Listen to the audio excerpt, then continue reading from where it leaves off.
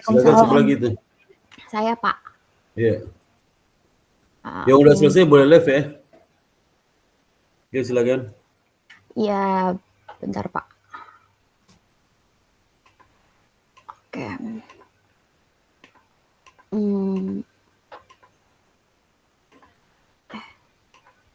Udah ya, Pak? Ya. Oke, kemarin kan saya udah masuk bab 4, Pak. Udah run data ulang sesuai arahan Bapak juga. Kemarin udah ngejelasin sampai uji T. Sekarang pembahasan hasil ya, Pak. Jadi, pengaruh risiko kredit terhadap profitabilitas perbankan berdasarkan hasil penelitian yang tertera pada tabel 4.10 dan tabel 4.11 menunjukkan bahwa risiko kredit berpengaruh secara negatif terhadap profitabilitas perbankan. Hal ini sejalan dengan teori yang peneliti gunakan, yaitu agency. Jangan dibaca ya, dijelaskan aja Iya, apa Pak. isinya tentang apa. Iya, Pak. Di sini Lama saya gitu. ngejelasin kalau misalnya ini sejalan sama teori saya, yaitu agency teori. Kemudian habis itu di mana dari manajemen itu perlu kontrol yang baik, sehingga pihak manajemen dapat mempertahankan kualitas kredit yang baik dan efisien guna untuk mendapatkan keuntungan yang maksimal. Nah, untuk pengaruh kecukupan modal terhadap profitabilitas perbankan juga saya pada penelitian ini berpengaruh secara positif terhadap profitabilitas perbankan, sehingga hipotesis ini diterima dan sejalan dengan agensi teori juga, Pak, yang saya gunakan, di mana adanya kontrol yang baik terhadap prinsipal sehingga modal dari stakeholders dioperasikan dengan baik agar menghasilkan keuntungan yang maksimal. Kemudian untuk pengaruh GCG terhadap profitabilitas perbankan juga pada tabel 4.10 dan tabel 4.11 menunjukkan bahwa GCG berpengaruh positif terhadap profitabilitas perbankan. Hal ini juga sejalan dengan agensi teori yang digunakan, di mana adanya scoring GCG dapat menjadi evaluasi bagi perbankan setiap tahunnya serta dapat mengurangi timbulnya konflik of interest pada perbankan itu sendiri. Terus, Pak, di sini saya juga jelasin hasil pada penelitian ini sejalan dengan penelitian-penelitian sebelumnya. Terus untuk pengaruh pandemi COVID-19 sendiri terhadap profitabilitas perbankan, hasil penelitian saya pengaruhnya negatif terhadap profitabilitas perbankan di Indonesia. Hal ini dapat disimpulkan bahwa H4 saya diterima, yaitu pandemi COVID-19 ini saat ini memang membuat beberapa sektor ekonomi di Indonesia mengalami dampak penurunan, salah satunya pada sektor perbankan. Kemudian saya juga jelasin hasil penelitian ini saya sejalan dengan penelitian-penelitian sebelumnya. Terus habis itu untuk implikasi manajerial sendiri, Pak, untuk yang pengaruh risiko kredit terhadap profitabilitas, di sini saya membuat implikasi yang mengambil daripada peraturan Bank Indonesia nomor 15/2/PBI/2013, dinyatakan bahwa bank tersebut memiliki potensial kesulitan yang membahayakan apabila nilai NPL lebih dari 5%. Maka dari itu untuk mengatasi risiko kredit bermasalah ini diperlukan pengawasan pemberian dan pemantauan kredit yang ketat, terutama bagi bank yang memiliki nilai NPL mendekati maupun lebih dari 5%. Pengawasannya dapat dijalankan melalui analisa 5C. Kemudian jika terdapat kondisi yang memerlukan penyelamatan kredit, maka dapat digunakan pendekatan 3R, yaitu rescheduling, reconditioning, dan restructuring.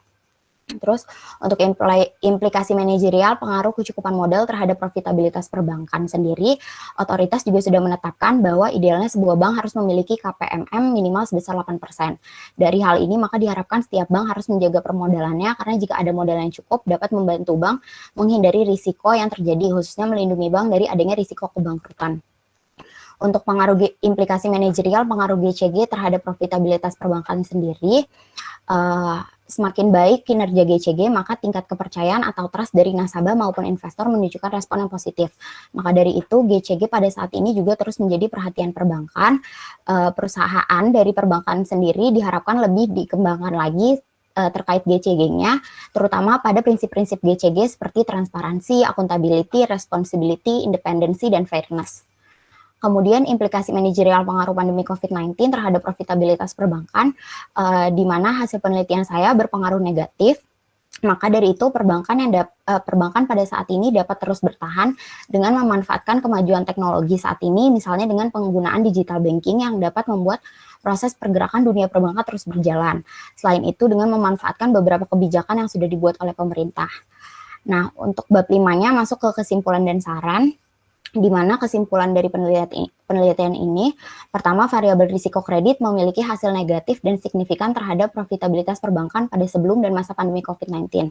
Hasil yang didapatkan ini sejalan dengan beberapa penelitian sebelumnya. Di sini saya sebutkan juga penelitian sebelumnya, Terus habis itu Pak, variabel kecukupan modal saya menghasilkan positif dan signifikan terhadap profitabilitas perbankan pada sebelum dan masa pandemi COVID-19. Di sini juga saya jelaskan hasil saya ini mengacu juga pada hipotesis penelitian sebelumnya. Kemudian untuk variabel GCG menghasilkan positif dan signifikan terhadap profitabilitas perbankan pada sebelum dan masa pandemi COVID-19. Di sini juga saya jelaskan penelitian sebelumnya, Pak. Terus habis itu variabel pandemi COVID-19 ini menghasilkan negatif dan signifikan terhadap profitabilitas perbankan.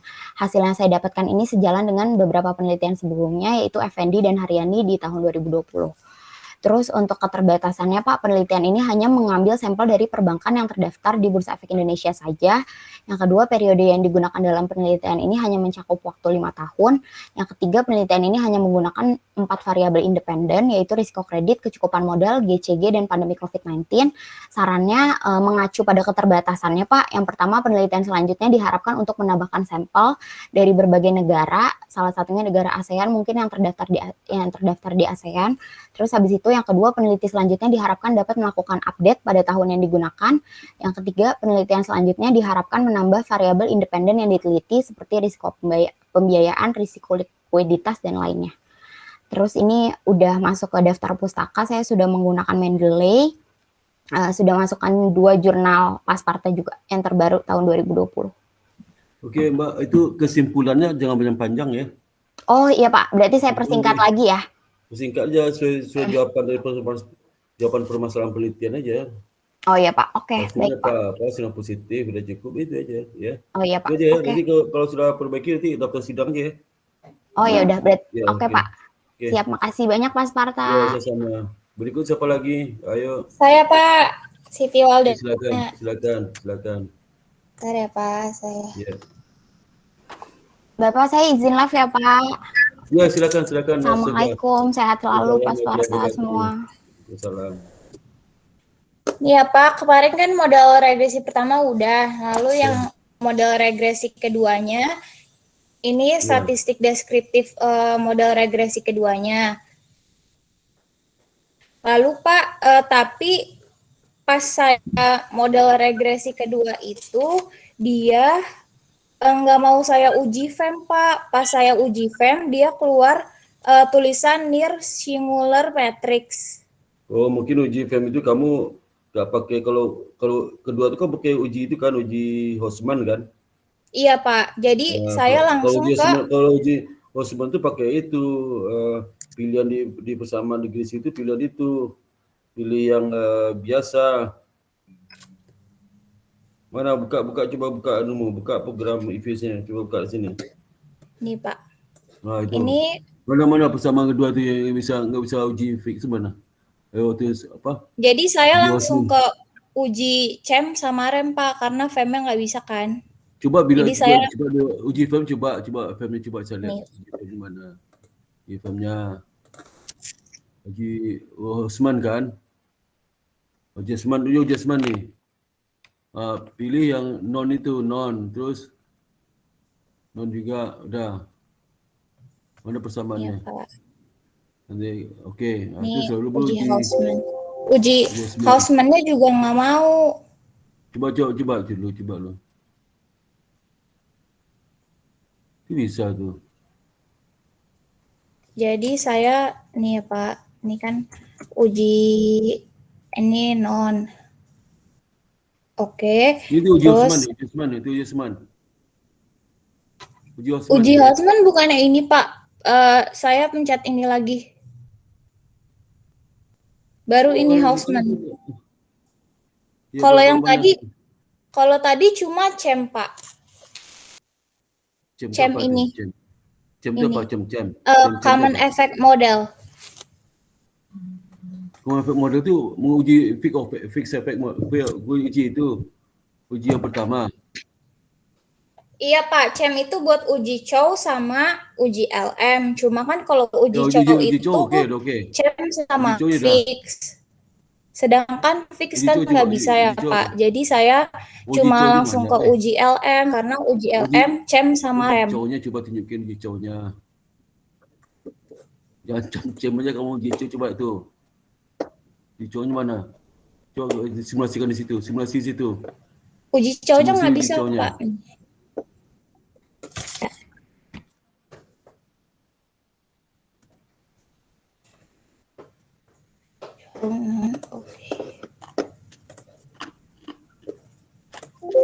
Nggak bisa, Pak. Uji cow jangan pakai non, pakai fix dong.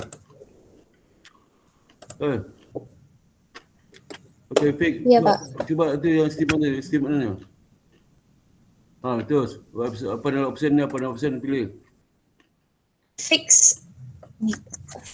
Kalau fix dia nggak mau, Pak. Dia near singular matrix tuh. Nggak mau juga ya? Iya. Jadi makanya saya langsung ke ini uji LM. Udah Terus uji LM gimana? Uji LM. Uji LM udah nih, Pak. Kalau uji LM-nya udah.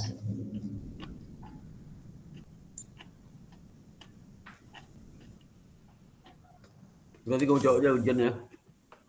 Iya, jadi langsung ke uji LM aja, Pak. Sama common effect, sama random effect. Fixed effect, uji Hausman sama uji Chow-nya nggak bisa.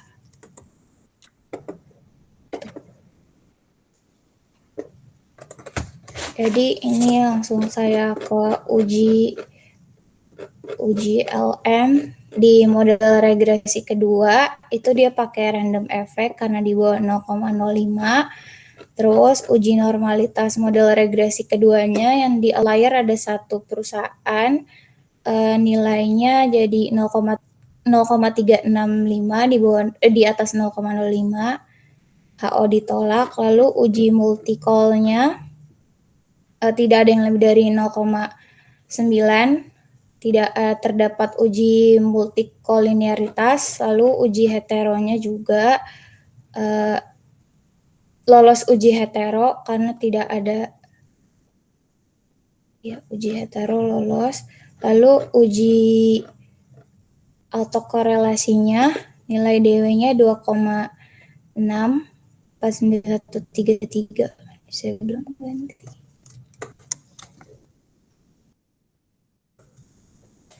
Lalu DL-nya 1,342, DU 1,9. Lalu di analisis linear bergandanya yang di model regresi keduanya pakai random effect.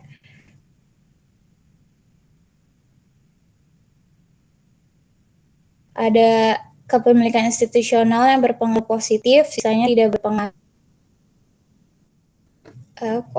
Model regresi keduanya adjusted R-square 0,41 atau 41,26%, 41,26% dari tax avoidance dipengaruhi oleh DKI, KI, Dewan Komisaris Independen, Kepemilikan Institusional, Komite Audit, Profitabilitas, Leverage, dan Size, dan pandemi COVID. Terus uji T-nya model regresi keduanya sama, Dewan Komisaris Independen berpengaruh negatif terhadap tax avoidance, itu ditolak. Terus kepemilikan institusional berpengaruh positif terhadap tax avoidance, itu diterima, HA2-nya. Lalu komite auditnya berpengaruh negatif terhadap tax avoidance, itu HA3-nya ditolak. Lalu ada daminya, HA4-nya pandemi COVID tidak berpengaruh, lalu HA4 ditolak. Pembahasan hasil penelitiannya yang pengaruh DKI, model regresi pertamanya itu DKI tidak, yang diproksikan dengan DKI tidak berpengaruh terhadap tax avoidance.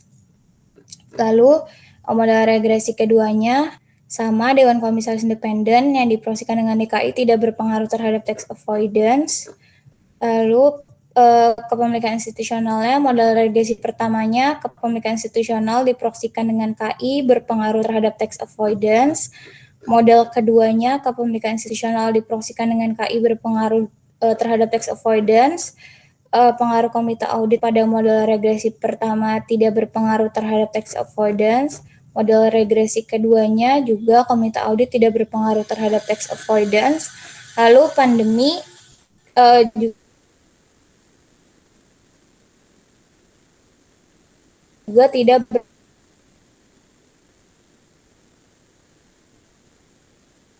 berpengaruh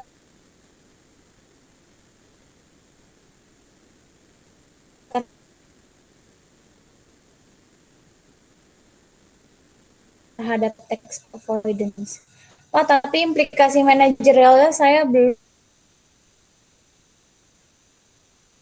Pak.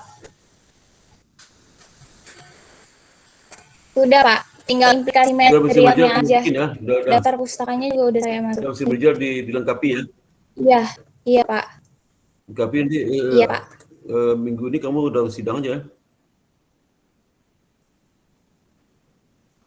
Nanti Pak, saya kalau misalkan nanti bimbingan ke Bapak tapi nggak hari Sabtu, boleh nggak Pak? Kalau misalkan Bapak Sparta lagi ada waktu gitu, saya biasa kalau ada waktu kalau ada waktu nanti ada 10 menit, 15 menit bisa aja. Nah. Oh ya. Iya dah. Berarti saya nanti WA Bapak aja ya Pak. Buat bimbingan. Ya. Makasih Pak. Assalamualaikum. Siapa lagi ya, silakan. Saya Pak. Nah, Risa, kamu udah ujian kan? Sedang akhir? Belum. Oh, belum. Yang udah sidang Anissa Ameliawati, Pak. Waduh ya. Ada sesama Anissa nih. Iya. Saya sebelumnya kamu udah segar wajahnya sekarang, udah segar? Udah sehat betul ya, udah? Udah sehat ya? Udah segar wajahnya. Kemarin wajahnya agak pucat tuh. Iya, udah sehatan, alhamdulillah. Udah, silakan. Saya izin share screen ya, Pak. Iya.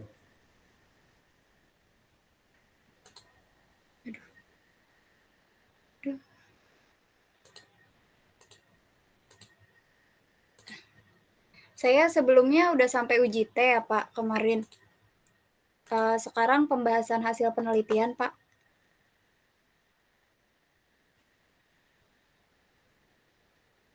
Di sini saya likuiditasnya itu HO-nya ditolak karena current ratio tidak berpengaruh terhadap sustainable growth rate. Di sini juga saya jelasin dengan hal ini menunjukkan bahwa pada persamaan penelitian 1 dan 2, satunya ditolak. Penelitian ini bertentangan dengan hipotesis yang dibangun berdasarkan baik teori maupun beberapa penelitian terdahulu, dikarenakan dalam teori signaling berhubungan dengan current ratio yang mana semakin tinggi kemampuan perusahaan untuk membayar kewajiban jangka pendeknya akan memberikan sinyal yang baik kepada investor. Namun di sini kan saya tidak berpengaruh, jadi berarti sebuah perusahaan nilai likuiditas yang tinggi memang dapat menutupi kewajiban jangka pendek perusahaan. Namun sebuah perusahaan jika asetnya dilikuidasi maka akan mempengaruhi pendapatan perusahaan itu sendiri karena perusahaan akan mengalami penurunan pada tingkat produksinya dan tentu saja akan mempengaruhi pada tingkat pendapatan. Untuk profitabilitas sendiri di sini variabel profitabilitas memiliki pengaruh positif signifikan terhadap sustainable growth rate. Hal ini sejalan dengan penelitian Amozes, Aliemi, dan Akintoye, dan Hartono, dan Utami yang menyatakan bahwa profitabilitas diproyeksikan ROA berpengaruh positif signifikan terhadap sustainable growth rate. Di sini juga saya jelaskan perusahaan dapat memanfaatkan model sustainable growth rate untuk optimis demi keberlangsungan usaha mereka dalam jangka panjang dan sangat penting untuk menjaga pertumbuhan dan profitabilitas berada pada keseimbangan yang sesuai. Sustainable growth rate dapat dikatakan sebagai sebuah ambang batas dari tingkat pertumbuhan yang diinginkan perusahaan. Untuk aktivitas sendiri di sini total asset turnover berpengaruh positif signifikan terhadap sustainable growth rate. Hal ini sejalan dengan penelitian Rahim dan Nasim yang menyatakan bahwa total asset turnover berpengaruh positif signifikan terhadap sustainable growth rate. Di sini saya jelasin dengan hubungan teori signalingnya, terus juga, tapi untuk di pandemi COVID sendiri, saya tidak berpengaruh terhadap sustainable growth rate, Pak. Penelitian terdahulunya baru ada 1, Pak.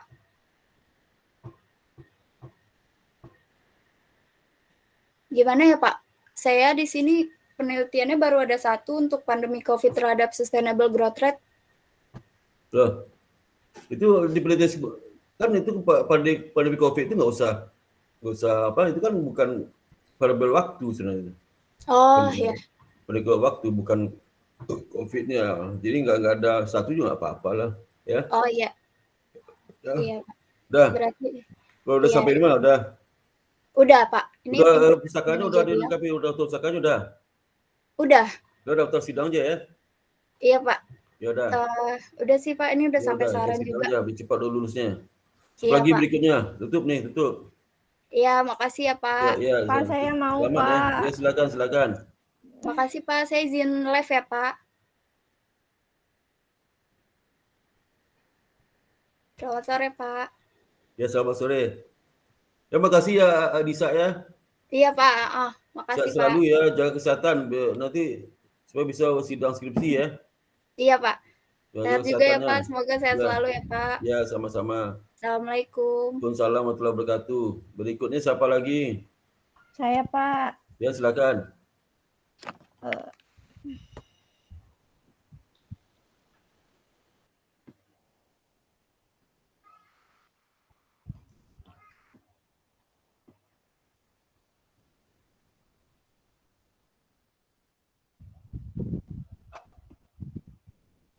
Maaf, Silakan. udah Lihat muncul kamu atau udah belum ya, Pak, sidang belum? slide-nya?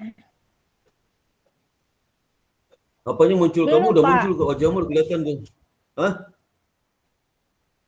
Ini apa, presentasinya udah muncul atau Oh, belum? presentasi belum. Wajahmu udah kelihatan, presentasi belum.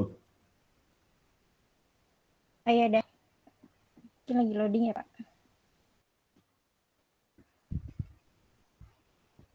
Ya, silakan. Jangan dibaca ya, dijelaskan aja ya. Iya. Kemarin kan saya udah menjelaskan sampai yang terhadap kinerja keuangan, Pak. Hari ini saya mau lanjut yang pengaruh COVID-19 terhadap kinerja keuangannya, Pak. Di sini saya dapat Di sini saya dapat hasil. Terus. Di sini saya dapat hasil kalau COVID-19 itu berpengaruh negatif terhadap kinerja keuangan. Jadi saya memasukkan beberapa statement dan hasil penelitian dari penelitian sebelumnya yang hasilnya itu sejalan dengan penelitian saya, Pak. Dan ada beberapa yang hasilnya tidak sejalan juga saya masukkan. Dan di sini saya juga menjelaskan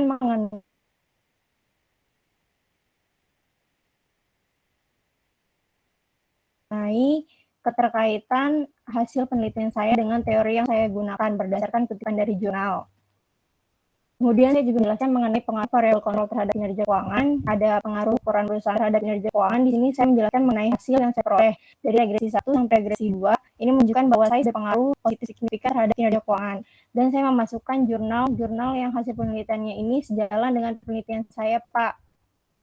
Dan untuk variabel leverage dan NPL kurang lebih saya juga menjelaskannya sama dengan variabel yang sebelumnya. Saya jelaskan hasilnya terlebih dahulu, kemudian saya masukkan jurnal-jurnal penelitian yang hasilnya sejalan dengan penelitian saya.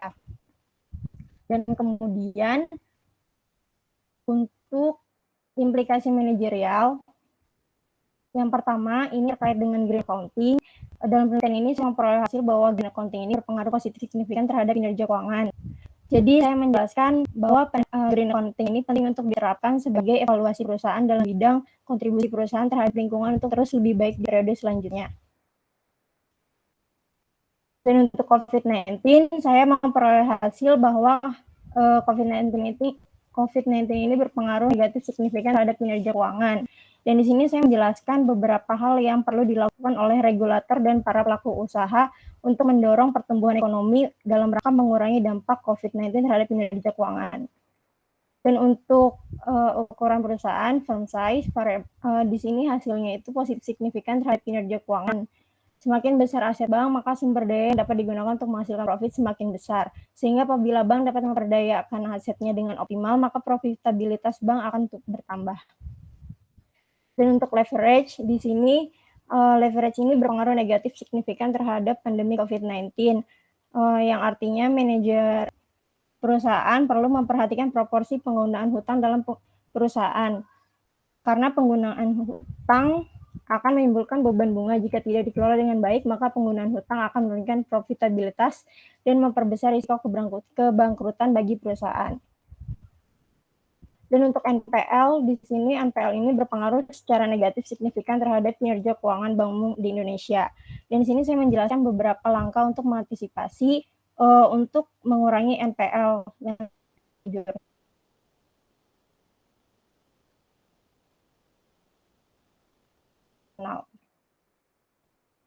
Dan untuk kesimpulannya, saya udah buat poin-poinnya Pak. Ini poin pertama, green accounting ini berpengaruh positif signifikan terhadap kinerja keuangan. Yang kedua, COVID-19 berpengaruh negatif signifikan terhadap kinerja keuangan. Yang ketiga, firm size berpengaruh positif signifikan terhadap kinerja keuangan. Yang keempat, debt tidak berpengaruh terhadap kinerja keuangan pada mode persamaan regresi 1, dan debt equity ratio berpengaruh negatif signifikan terhadap kinerja keuangan pada mode persamaan regresi 2. Dan yang kelima, NPL berpengaruh negatif terhadap kinerja keuangan. Dan untuk keterbatasannya, yang pertama, sampel dalam penelitian ini hanya menggunakan satu sektor perusahaan, yaitu perbankan, dengan menggunakan data bank umum konvensional yang terdaftar di Bursa Efek Indonesia pada periode penelitian tahun 2016 sampai 2020, tanpa membandingkan antar sektor industri lainnya. Dan yang kedua, kinerja keuangan sebagai variabel dependen pada penelitian ini hanya diproksikan dengan ROA. Sarannya yang pertama bagi perbankan, di sini saya menyarankan agar perbankan ini selain memperhatikan kondisi keuangan perusahaan, perusahaan juga perlu memperhatikan pengungkapan informasi green accounting yang diterapkan. Karena pengungkapan informasi biaya lingkungan merupakan evaluasi perusahaan dalam bidang kontribusi perusahaan terhadap lingkungan untuk terus lebih baik di periode selanjutnya. Dan untuk investor, sebelum memutuskan untuk melakukan investasi dalam suatu perusahaan, investor sebaiknya memperhatikan faktor-faktor yang dapat mempengaruhi keberlangsungan hidup perusahaan. Investor perlu memperhatikan pengungkapan informasi green accounting yang diterapkan, karena pengungkapan informasi green accounting merupakan gambaran kontribusi atau kepedulian perusahaan terhadap lingkungan. Semakin banyak informasi biaya lingkungan yang diungkapkan, akan semakin menguntungkan bagi investor. Dan untuk peneliti selanjutnya, yang pertama, hendaknya peneliti selanjutnya bisa mengembangkan penelitian ini dengan menambah sektor lain untuk dijadikan sampel, agar tidak hanya dari sektor perbankan saja yang dijadikan sampel, sehingga hasil dari penerapan green accounting terhadap kinerja keuangan dapat dibandingkan antar sektor, karena setiap sektor mempunyai karakteristik yang berbeda-beda. Yang kedua, untuk peneliti selanjutnya sebaiknya menambah variabel lain yang berkaitan dengan pengungkapan informasi mengenai lingkungan, seperti audit lingkungan, kinerja lingkungan, dan lain-lain, agar penelitian dapat lebih bervariasi. Dan yang ketiga, untuk peneliti selanjutnya, kinerja keuangan dapat diproksikan dengan menggunakan berbagai indikator seperti return on equity, laba per saham, margin laba, dan banyak rasio keuangan lainnya yang bisa digunakan, sehingga penelitian dapat menghasilkan sebuah temuan baru. Sudah, Pak.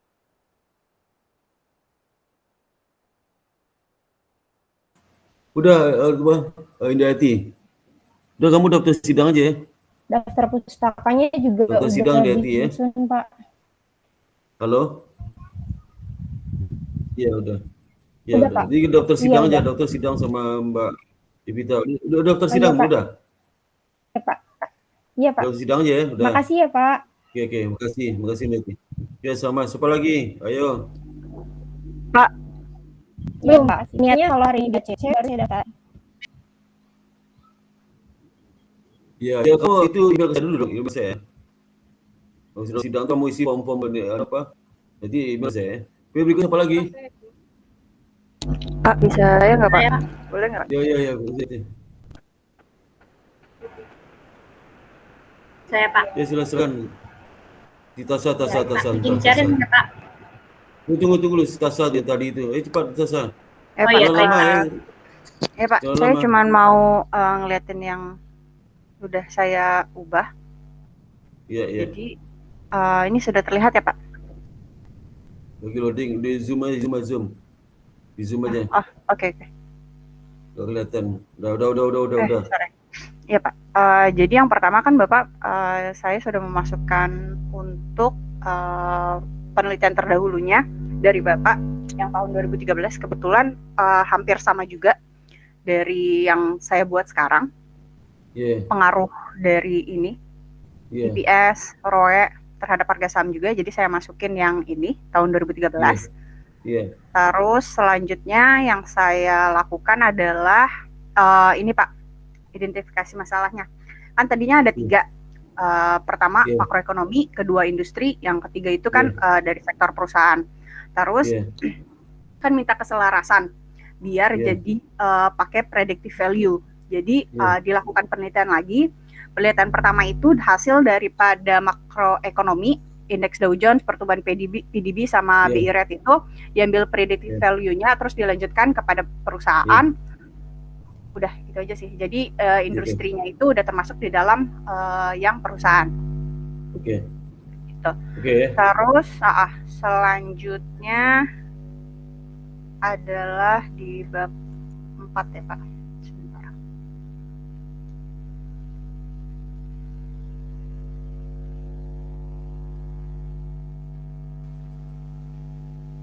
Nah ini untuk sektor, kan sebelumnya kan saya pakai X1 untuk variabelnya. Jadi di sini sudah diganti jadi PPDB, jadi rate, Dow Jones.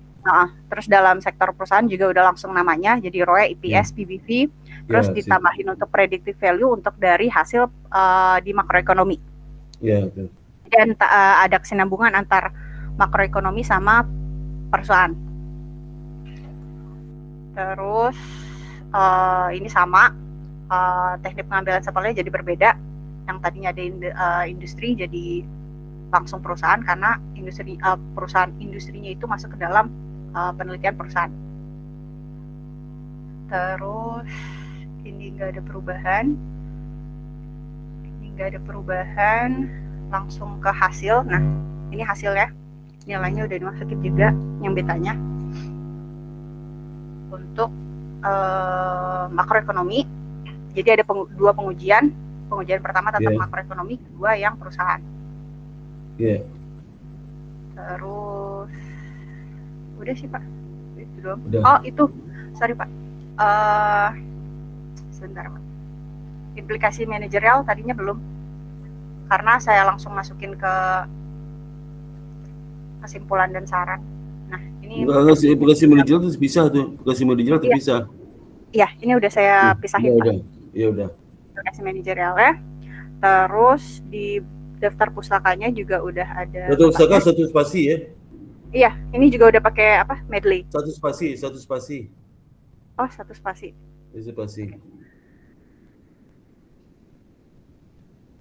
Oke Pak. Ya Pak. Ya. Itu ke kiri kanan sama-sama itu, jangan. Tapi yang kiri kanan udah. Jadi kiri kanan sama. Yes. Terus. Udah. Itu aja sih Pak. Yang terakhir kan notes-nya itu aja, diubah-ubah untuk dekstratifnya ya. Oke. Berarti nanti saya minta tanda tangannya langsung ke Bapak atau saya kasih Excel-nya? Di email. Di email pakai. Kamu bimbingan saya bukan? Saya Pak Muklis Pak. Oh, email aja. Kalau bimbingan saya harus tangan basah, tapi kalau untuk penguji di email aja ya. Oh, oke. Dalam bentuk Excel atau Word Pak? Kok bisa Excel, Word lah. Kok bisa Excel? Word. Iya. Word ya.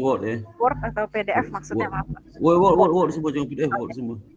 Berarti nanti jadi Bapak tanda tangan di sini ya Pak? Jadi skripsi dikirim saya tuh form saya tanda tangani ya. Iya, di sini kan Pak. Iya. Di lembar pembuatan tesis. Udah saya masukin ke ketua sidangnya pas partai ya. Iya. Tuh gelarnya lengkapi, gelar jangan gitu deh. Gelar lengkap. Oh iya Pak. Baik Pak. Yang gitu ya. Ya. Berarti saya udah selesai ya Pak? Iya, udah. Oke, terima kasih ya Pak. Oke, berikutnya siapa? Saya Jennifer ya Pak. Selamat sore. Saya pas partai. Begitu ya gitu. Oke, silakan Mbak. Izin share screen ya Pak.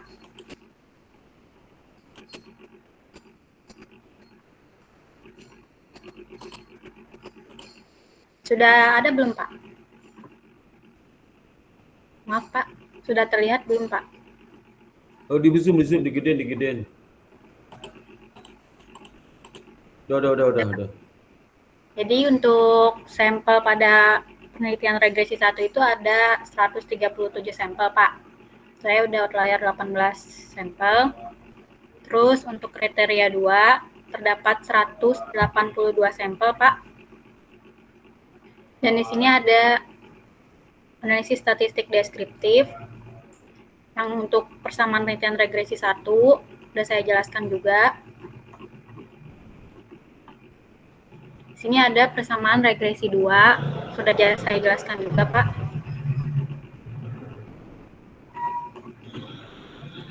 Silakan. Nah, di sini untuk uji Chow, persamaan penelitian regresi 1, cross section chi-square-nya itu kurang dari 0,5 sehingga menggunakan fixed effect model. Yang kedua juga sama. Untuk uji Hausman-nya, cross section randomnya kurang dari 0,05 berarti dia menggunakan fixed effect model Pak untuk kedua persamaan penelitian regresi 1 dan 2. Terus untuk uji normalitas sudah di atas 0,05. Terus di sini ada uji multikolinearitas, di mana nilainya itu sudah lebih kecil dari nilai 0,8 agar tidak terkena multikolinearitas. Untuk uji hetero, nilai probabilitasnya sudah di atas 0,05 sehingga tidak terkena heterokedastisitas. Untuk uji autokorelasi tidak adanya autokorelasi Pak untuk dua penelitian. Terus untuk analisis regresi bergandanya, untuk SASGROT-nya itu tidak berpengaruh, EPS-nya itu berpengaruh, DER-nya itu tidak berpengaruh, ROA-nya itu berpengaruh, book value per share-nya itu berpengaruh, Pak. Di sini saya juga sudah menjelaskan di bawahnya. Untuk persamaan penelitian regresi 2 itu, SG-nya itu berpengaruh, earning per share berpengaruh, DAMI-nya itu berpengaruh, DER-nya tidak berpengaruh, ROA berpengaruh, dan book value tidak berpengaruh. Saya sudah menjelaskan juga Pak di bawah.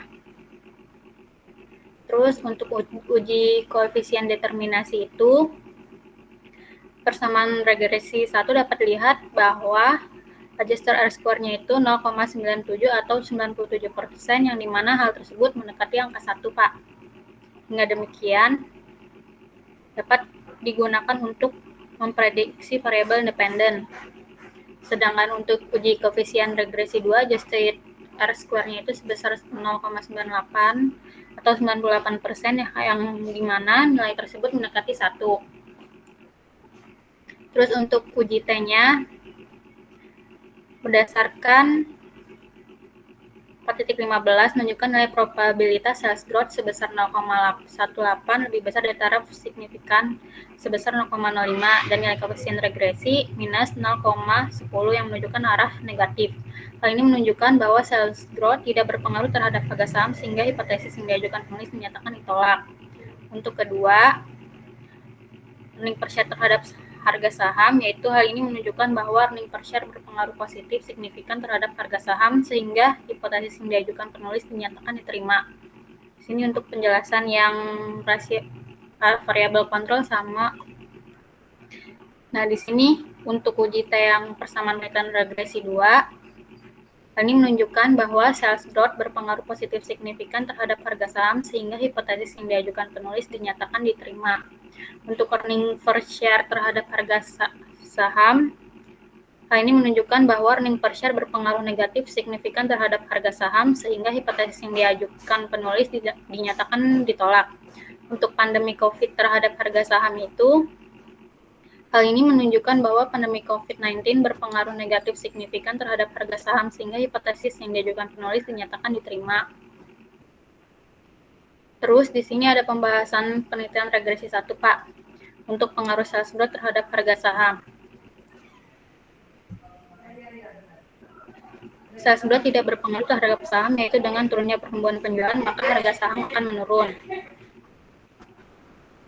Maka dalam hal ini tidak sejalan dengan teori sinyal yang menjelaskan tentang reaksi investor terhadap pertumbuhan penjualan, yaitu peningkatan penjualan setiap tahun atau dari waktu ke waktu akan mempengaruhi kenaikan harga saham. Untuk pengaruh earning per share terhadap harga saham, earning per share memiliki pengaruh positif terhadap harga saham, yaitu meningkatnya earning per share maka harga saham akan meningkat. Earning per share dapat menggambarkan keuntungan yang akan diperoleh investor sesuai dengan jumlah saham yang dimilikinya Pak. Terus untuk pembahasan yang persamaan penelitian regresi 2, pengaruh sales growth terhadap harga saham, yaitu sales growth memiliki pengaruh positif terhadap harga saham, yaitu dengan naiknya sales growth maka dapat meningkatkan harga saham. Pertumbuhan penjualan yang baik dan konstan dapat dipandang baik oleh para investor ataupun calon investor. Sehingga hal tersebut dapat memberikan sinyal yang baik bagi para investor yang mengincar saham dan perusahaan akan mendapatkan kesempatan untuk menaikkan harga sahamnya.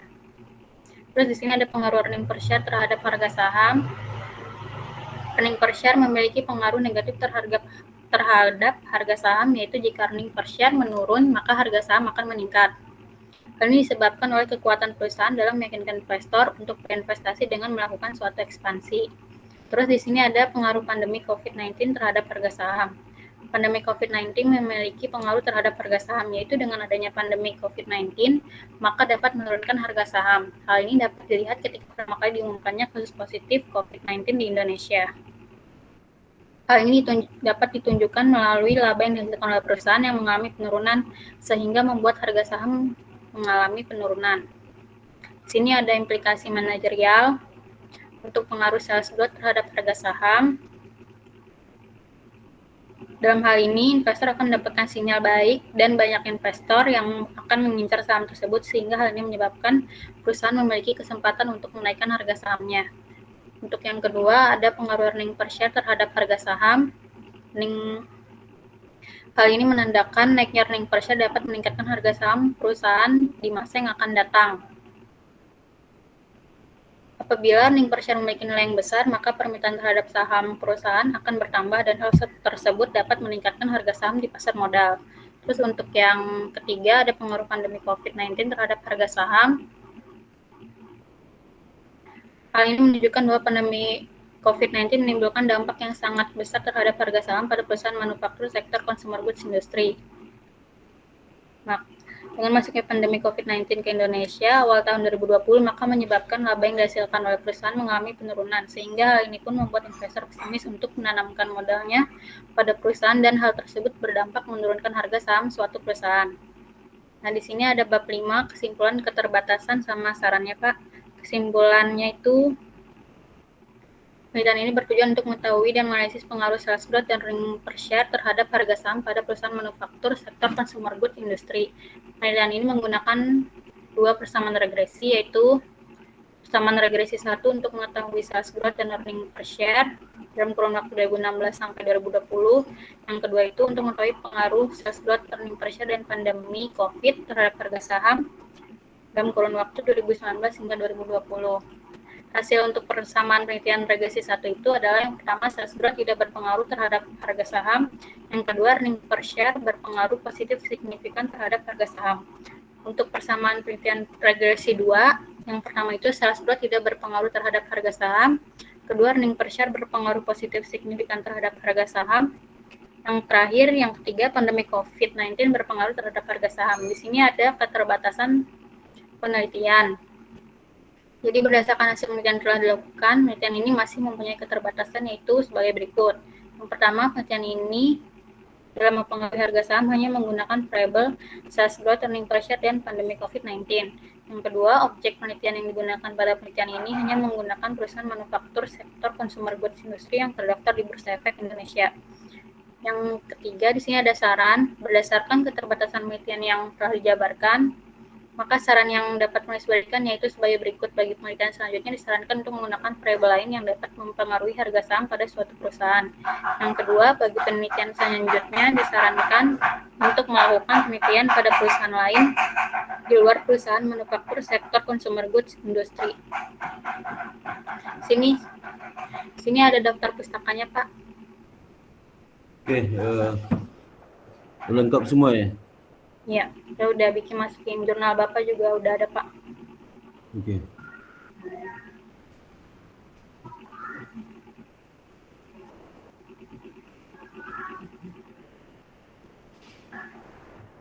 Jurnal saya mana? Ini. Oh itu. Oke. Mengenai sistem yang Oke, nanti kamu cek lagi ya. Nanti kirim form untuk sidangnya saya. Iya, Pak. Iya, oke. Ya, Pak, saya kalau minta ini, Pak, kalau misalkan kan kemarin saya udah ngechat Bapak, Pak, buat minta tanda tangan yang berita acara Sempro, Pak. Udah saya kasih kan? Iya, kalau saya ngirim emailnya hari ini nggak apa-apa, Pak, hari Senin aja, Pak. Nggak apa, kirim aja ke emailnya. Kirim aja. Ya, baik, Pak. Kirim ya, Pak. Ya. Baik, Pak. Terima kasih ya, Pak. Ya, sama Rizka. Ya, sehat selalu, Pak. Ya, sama. Saya izin live ya, Pak. Ya, silakan. Assalamualaikum. Assalamualaikum. Silakan. Pak saya, Pak. Kamu udah ujian kemarin ya? Iya Pak, udah ujian, udah sidang. Terus sekarang apa? Udah diperiksa sama penguji lain yang 2 itu? Udah Pak, tinggal jurnal Pak. Saya mau bimbingan jurnal. Oh iya, silakan.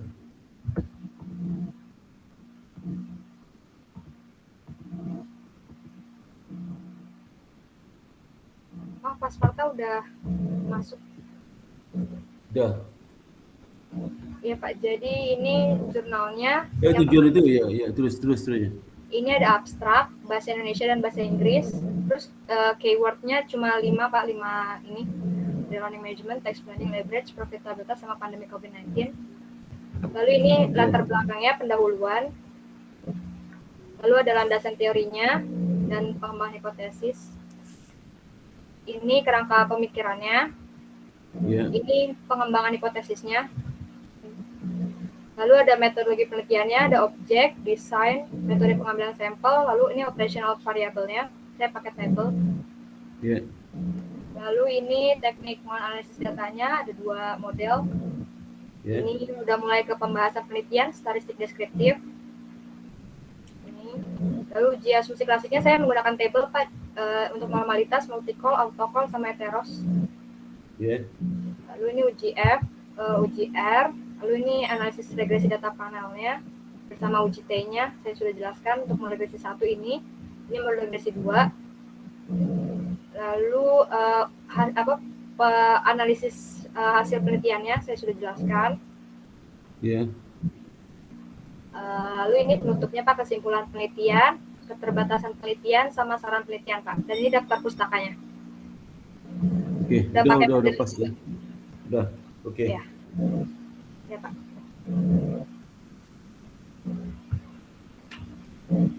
Sudah Pak. Oke, nanti kalau untuk tantangan bahasa ke rumah saya nanti ya. Iya Pak. Baik Pak. Ya. Oke, terima kasih Mbak Lydia. Sukses ya. Terima kasih Pak Sparta. Ya, live ya Pak.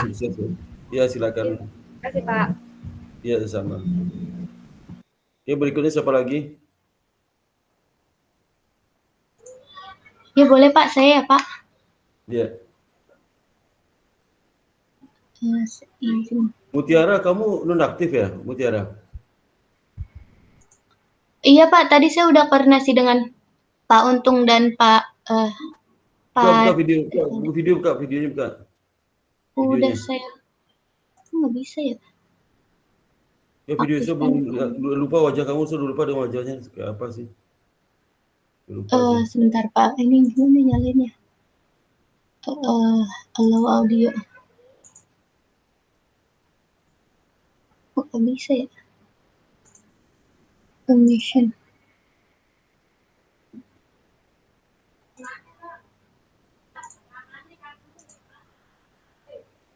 Kok nggak bisa ya Pak?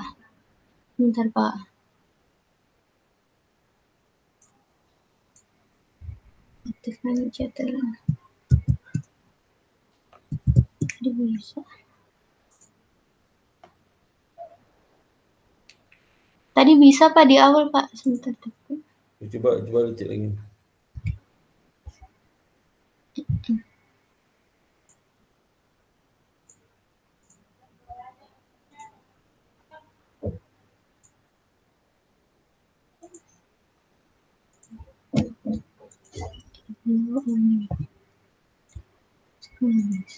Iya.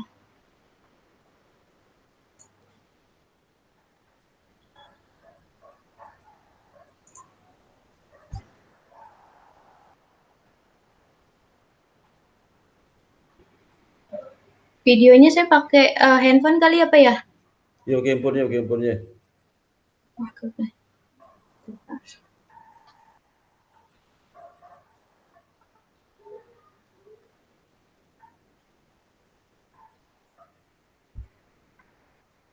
Tempel.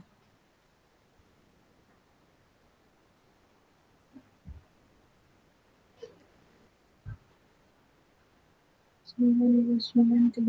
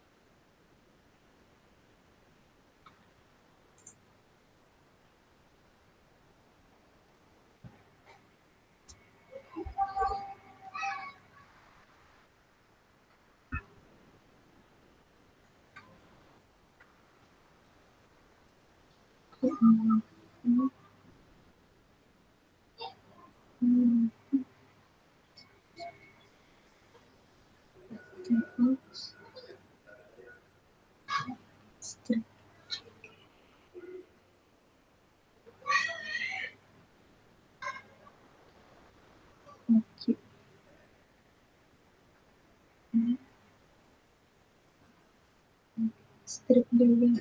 Sebentar, Pak.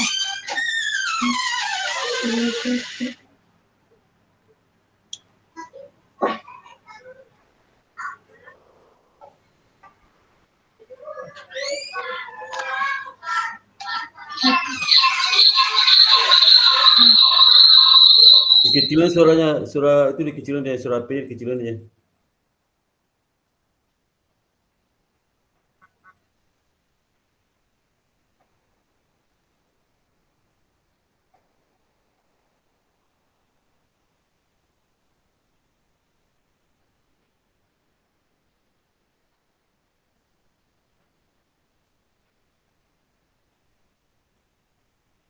Udah ada ya, Pak? Udah ada kelihatan, udah kelihatan. Udah Mutiara. Udah Mutiara, kamu kenapa? Ya, satu kecilin suara, satu dikecilin suara, satu gedein suaranya ya. Ya, satu lagi kan kamu pasang dua tuh, satu kecilin suaranya ya, Mutiara ya. Oke. Mutiara, kenapa kamu yang nonaktif? Udah daftar lagi belum? Kenapa sorry?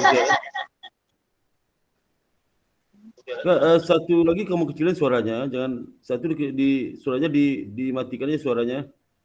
Satu lagi baru dihidupkan suaranya ya. Oke, Mutiara kamu kapan daftar lagi? Sebentar, Pak. Suaranya. Ya, kedengaran suara kedengaran kok. Suara kamu kedengaran kok. Kedengaran suaranya. Kenapa? Kenapa sorry, Pak? Kamu kan saya lihat statusnya nonaktif tuh, nggak daftar maksudnya. Iya, waktu itu saya belum daftar lagi, Pak. Saya juga belum lakuin daftar ulang sama belum bayar di semester ini, Pak. Tadi saya udah coba tanya Pak Untung sama kata Pak Untung sih untuk daftar lunasin dulu pembayarannya. Tadi udah saya coba WA ke Pak Rifandi, cuman belum direspon lagi, Pak. Iya, nanti itu aja selesaikan aja administrasi keuangannya ya. Iya, Pak. Ya, supaya kamu aktif lagi ya. Terus sekarang gimana? Kamu bab 1 udah konsultasi sama saya, udah. Maka udah lama, udah lupa saya, udah berapa bulan nggak ketemu saya. Iya, Pak. Ini sebentar, Pak. Ada setahun nggak ketemu saya nggak? Ada setahun nggak? Iya, Pak. Maka udah lupa saya Mutiara. Udah kamu sekarang buka ulang aja. Pak. Hah? Iya, saya udah share screen, Pak. Udah kelihatan belum, Pak? Belum kelihatan, belum. Saya kira belum kelihatan. Belum. Kamu share screen itu pakai ini aja. Tahu kan share screen kan ambil yang present now itu pilih yang di atasnya. Present now pilih di atas. Udah lagi loading. Ya. Udah tampil ya, Pak? Udah, tapi belum kelihatan. Kamu kursormu kamu klik itu dong. Kamu klik itunya. Ini kan belum kelihatan nih. Udah kelihatan anumu, tapi materi belum kelihatan. Coba. Kamu pindahin klik kamu itu kita ke materinya. Diklik aja materinya.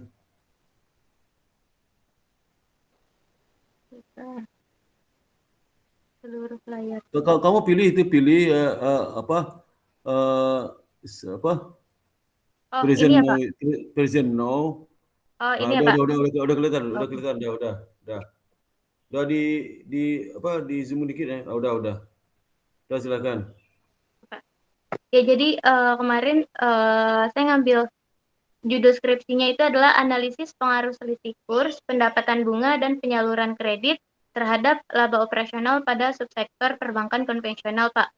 Ya, oke, nggak apa-apa. Jadi Silakan. untuk variabel independennya ini selisih kurs, pendapatan bunga, dan penyaluran kredit. Sedangkan Ya. untuk variabel dependennya ini laba operasional pada subsektor perbankan konvensional. Ya, untuk bab 1 pendahuluan, ini untuk latar belakangnya ini adalah perbaikan ekonomi di Amerika Serikat membuat kebijakan baru yang disebut dengan quantitative easing, yaitu menyuntikkan dana untuk menghindari mereka dari terpaan ekonomi krisis. Jadi mereka terus memompa dolar baru yang digunakan sebagai stimulus ekonomi yang diharapkan dapat mutar ulang perekonomian mereka. Yang kemudian oleh investor, ini dananya diinvestasikan ke banyak negara, salah satunya adalah Indonesia. Nah, singkat cerita, setelah ekonomi Amerika membaik, mereka mengeluarkan kebijakan lanjutan yang disebut dengan tapering off, yaitu memotong dana stimulus tersebut. Karena dana stimulus tersebut dipotong, banyak investor yang menarik kembali dana yang telah diinvestasikan, sehingga peredaran dolar menjadi sedikit dan nilainya pun semakin meningkat, dan itu menekan mata uang global termasuk mata uang rupiah. Nah, melemahnya rupiah ini sangat memberikan dampak pada sektor usaha, di mana salah satunya adalah pada sektor perbankan. Oke, selanjutnya di mana untuk saat ini bank tidak hanya beraktivitas di kegiatan operasional di dalam negeri saja, melainkan melakukannya di luar negeri. Nah, di mana untuk aktivitas perusahaan antar negara menggunakan mata uang asing yang berbeda ini menimbulkan selisih kurs. Begitupun dengan perusahaan yang memiliki kegiatan usaha di luar negeri seperti halnya perusahaan yang punya anak perusahaan di luar negeri. Nah, jadi dalam pelaporan-laporan keuangan luar negeri tersebut, mata uang yang digunakan adalah mata uang penyajian, sehingga harus dikonversikan terlebih dahulu ke dalam mata uang fungsional. Nah, dalam perubahan mata uang tersebut, maka terjadilah yang namanya selisih kurs atau exchange difference. Nah, untuk yaitu selisih yang dihasilkan dari penjabaran sejumlah tertentu mata uang lain pada kurs yang berbeda. Jadi di sini atas selisih kurs tersebut kan dapat menyebabkan bisa terjadi keuntungan ataupun kerugian atas selisih kurs sesuai dengan nilai tukar mata uang yang berlaku. Sehingga di sini saya melakukan penelitian apakah selisih kurs tersebut berpengaruh terhadap laba operasional. Kemudian selanjutnya begitupun dengan adanya kredit.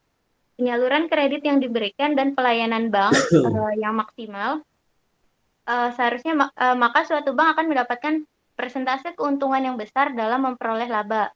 Bila melihat banyaknya keuntungan yang mampu diperoleh bank dengan adanya pemberian bunga bank, maka penyelenggaraan pinjaman seharusnya bisa direalisasikan secara maksimal. Jika dilihat dari sudut pandang akuntansi, ini memberikan dampak positif terhadap penerimaan dana apabila jika konsumen dapat mengembalikan dana tepat waktu.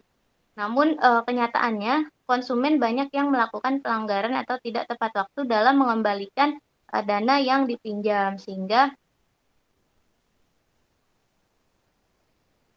di sini saya melakukan penelitian pengaruh pemberian kredit dan pendapatan bunga terhadap operasional laba perusahaan atau dari perbankan konvensional. Selanjutnya untuk permasalahan identifikasi masalah di sini berdasarkan uraian latar belakang yang telah di atas yang telah saya sebutkan. Yang pertama, apakah selisih kurs berpengaruh signifikan terhadap laba operasional pada subsektor perbankan konvensional? Yang kedua, apakah pendapatan bunga berpengaruh signifikan terhadap laba operasional? Yang ketiga, apakah kredit yang diberikan berpengaruh terhadap laba operasional? Dan yang terakhir, apakah variabel independen yang saya sebutkan selisih kurs, pendapatan bunga, dan juga kredit yang diberikan ini berpengaruh signifikan terhadap laba operasional pada subsektor perbankan konvensional. Selanjutnya untuk pembatasan masalah, di sini penelitian saya mengambil laporan keuangan yang tercatat di BI dalam periode 5 tahun ke belakang.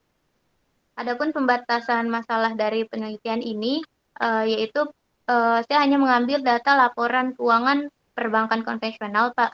Kemudian saya hanya mengambil laba data selisih kurs yang diambil untuk diteliti adalah yang mengalami keuntungan pada selisih kurs di 5 tahun terakhir.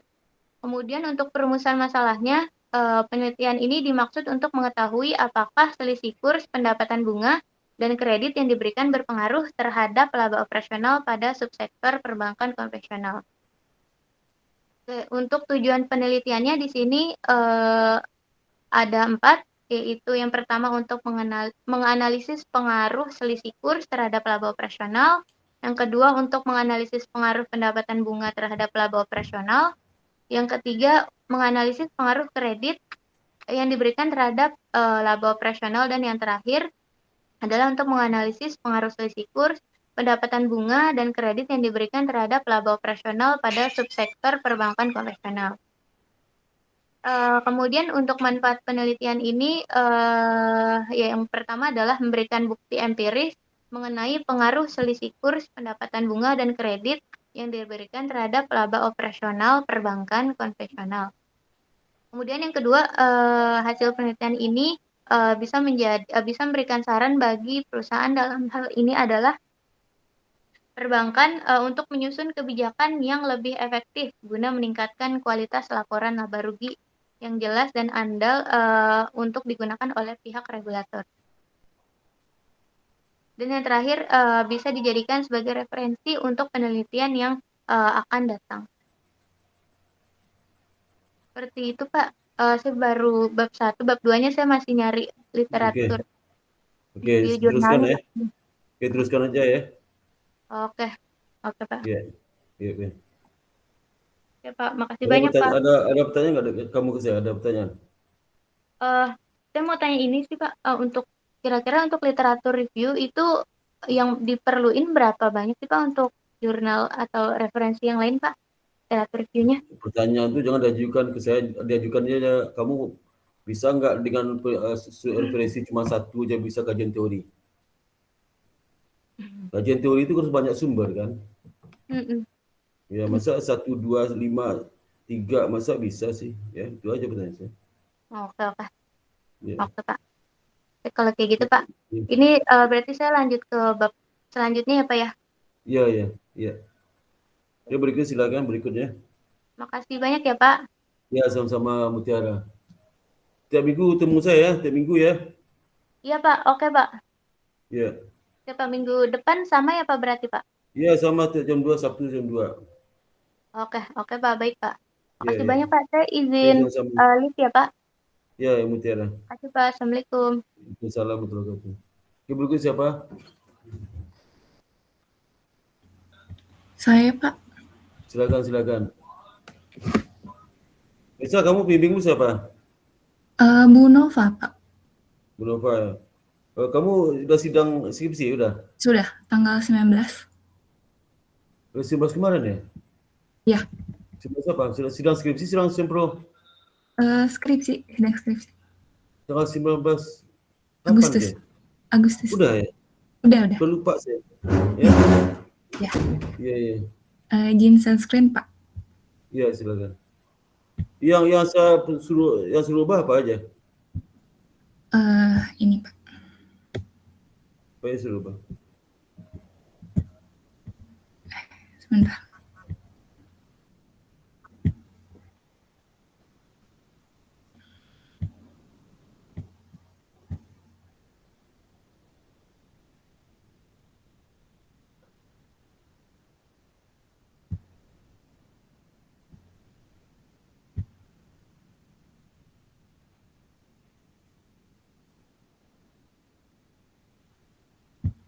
Oh, di mana? Di rumah atau di mana nih?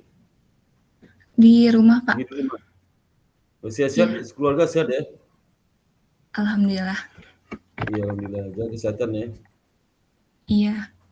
Bapak, ini yang pertama itu simbol di bab 3 sama bab 4-nya sudah sesuai, Pak. Coba digedein ya. Coba di zoom lagi, nggak kelihatan, kecil banget nih. Di zoom. Kok tampilannya 2 halaman kayak buku itu? Satu halaman aja sampai Sudah belum, Pak? Dah, zoom lagi. Dah. Zoom lagi, Iya, Pak. zoom. Zoom lagi dong. Sudah belum? Suruh rubah mana? Yang ini kan sudah sesuai, Pak. Yang bab 3, si simbol Ada berita acara dari enggak? tiap Berita acara enggak? variabelnya Yang suruh sudah rubah itu mana? sesuai Berita acara sama deh. bab Berita 4 acara mana? juga. Yang suruh rubah yang mana nanti? Ya. Halo, itu nanti gini apa? Halo Nesa. Iya, Pak? Nanti gini, Ya. yang suruh rubah itu apa yang kau perbaiki yang mana? Tunjukin kayak gitu. Ya, jadi yang laporan koreksinya ini, Pak, nih. Saya Mana? share ya, Pak. Iya, coba.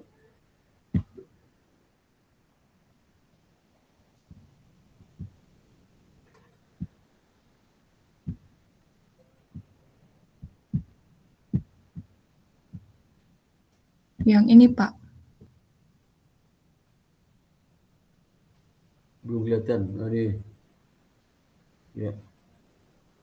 Iya, yang simbol ini sudah saya sesuaikan di bab 3 sama bab 4-nya. Kamu tulis dah, terus itu yang udah. Kamu tulis di iya. kolom itu perbaikan yang telah dilakukan apa? Oh iya, Itu bentar, sudah Pak. diperbaiki. Iya. Sudah Iya, diperbaiki nanti pada akan saya halaman tulis. sekian sampai halaman sekian. Iya. Terus hipotesis. Iya, sudah juga, Pak. Ini tinggal saya tulis di kolom ini sih, Pak. Oh iya. Ya, terus Ya. hipotesis kedua. Sama sudah, Pak. Terus rujukannya sudah sesuai di bab 2 juga yang di hasil penelitian bab 4-nya. Terus untuk implikasi manajerialnya sudah saya lengkapi juga, sama daftar Ya, pustakanya sudah saya rapikan dan saya sudah tambahkan. Daftar pustaka kamu ada nggak? Daftar pustaka Nesa ada nggak merujuk salah satu jurnal saya? Kenapa, Pak? Referensi jurnal saya ada nggak di daftar pustakanya? Referensi pustaka jurnal saya ada nggak? Adanya Bu Ira, Pak. Apa saya tambah yang Bapak juga? Tambah saya satu dong. Tambah punya saya satu ya. Oh ya, boleh, Pak. Nanti Tambah saya dia tambahkan satu lagi ya. Terserah dia kan. Iya. Kamu lihat aja di repository itu ada repository saya ada itu ya. Ya. Berarti Repository, tinggal saya tambahkan yang Bapak ya? Tambahkan ya. Iya. Oke. Ya. Paling itu sih, Pak, sama nanti saya tinggal di paraf sama Bapak. Iya. Setelah kamu masukin data pustaka ya, pakai Mendeley ya. Oke. Pakai Mendeley kan? Iya, gitu deh. Nanti jurnal lihat di repository saya atau kau nak lihat di Google Scholar ya. Oke. Itu aja sih, Pak, paling. Ya udah ya. Ya. Oke, makasih banyak ya, Pak. Ya, sama. Assalamualaikum. Assalam. Izin live ya, Pak. Ya, silakan.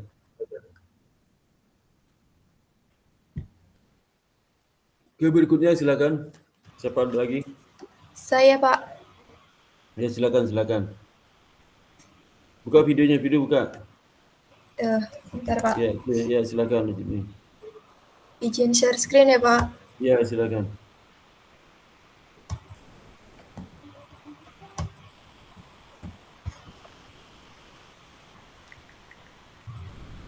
Ini saya langsung jelasin bab 4 atau revisi Sempro dulu, Pak? Sempro udah revisi udah? Udah revisi, Pak. Yang siapa revisi tentang apa? Udah kamu minta tangan ke dosennya? Sudah, tapi belum dikirim. Udah dikirim email tapi belum ditandatangani. Oh iya. Ya karena dicek dulu tuh ya. Iya. Udah bab 4, langsung bab 4. Oh, langsung bab 4 aja, Pak. Iya. Jadi bab 4 ini, oh iya Pak, saya mau nanya,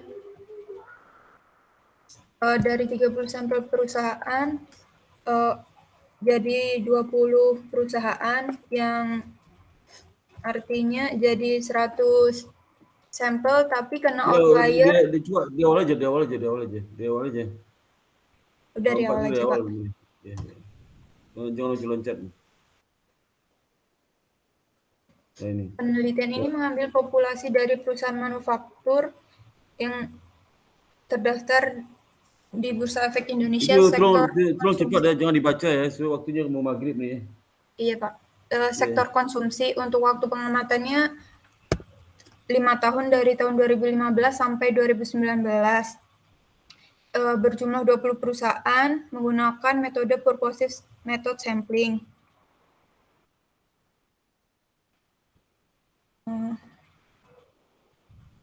Langsung analisis deskriptifnya. Saya mau nanya Pak, di sini kan saya ngambil variabel GCG-nya Pak. Nah, ini saya nggak pakai variabel dummy Pak, tapi pakai total jumlah Dewan Komisaris dan Komite Auditnya Pak. Nah, ini jadinya maksimum sama minimumnya 4 sama 0 gini nggak apa-apa Pak? Ukurannya apa tuh? Ukurannya Komite Audit itu total Komite Audit Pak. Berapa maksimal? Maksimal. 4. Totalnya maksimalnya 4. Minimumnya 0. Perusahaan apa tuh? Perusahaan. Bentar, di sini ada. Ada kamu jelaskan di bawah, dijelaskan di bawah dong. Kalau maksimal itu apa aja perusahaannya ya? Minimalnya perusahaan apa? Manajemen laba nilai maksimumnya 1,337835. Ya, tadi ukuran tadi itu yang jadi minimum maksimum itu dijelaskan perusahaannya apa aja.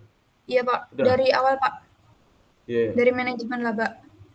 Nilai maksimumnya 1,33 yang diperoleh dari PT Multi Bintang tahun 2018. Jadi kalau dijelaskan semua tuh, udah dijelaskan semua. Kalau dijelaskan ya udah lanjut ke bawah aja. Lanjut ke bawah. Ya. Jadi ini di atas 1 nggak apa-apa Pak? Yo, pertanyaanku ke saya, kamu dong data bang segitu kok itu ya udah. Oh ya udah. Satu data kan, kok nanya ke saya sih? Datanya ada 1 nggak? Ada Pak. Ya 1 ya udah. Oh ya udah. Jadi sudah datang nanti kan dicek ujian, nanti ada penguji ngecek, biar aja kan. Oh iya, baik Pak. Saya sih mana tahu sih ya. Data kamu pegang kan. Udah apalagi? Itu saya terus setelah deskriptif apa lagi? Setelah deskriptif Pak.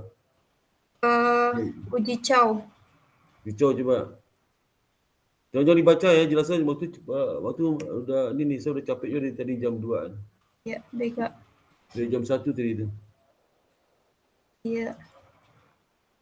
Uji Chow di sini hasil chi-square-nya 0,00 yang artinya di bawah 0,5 sehingga model regresi ini adalah Fick effect model. Lalu lanjut uji Hausman di mana cross section randomnya probability-nya 0,00 di bawah 0,5 yang artinya HO ditolak dan Fick effect model terbaiknya. Lalu uji normalitas probabilitas Joko-Weberanya 0,9834 yang mana lebih besar dari 5% atau 0,05 yang artinya data telah terdistribusi dengan normal. Lalu uji multikolonialitasnya hasilnya semua variabel di bawah 0,90 atau 0,80 yang artinya tidak terdapat multikolonialitas. Lalu uji heteroskedasitasnya probabilitasnya di atas 0,05 yang artinya tidak terjadi heteroskedasitas. Lalu uji autokorelasi Durbin-Watson-nya berada di antara DUDL di atas DUDL dan di bawah 4 DUDL yang artinya tidak terjadi autokorelasi. Lalu hasil analisis regresi berganda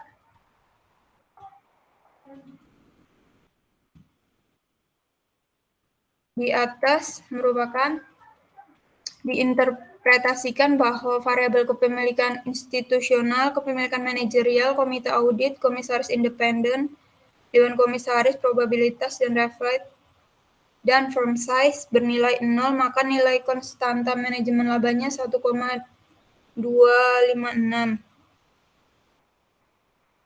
Koefisien kepemilikan institusionalnya minus 0,008, yang artinya kepemilikan institusional naik 1%, maka rata-rata tingkat manajemen laba akan turun 0,88547%.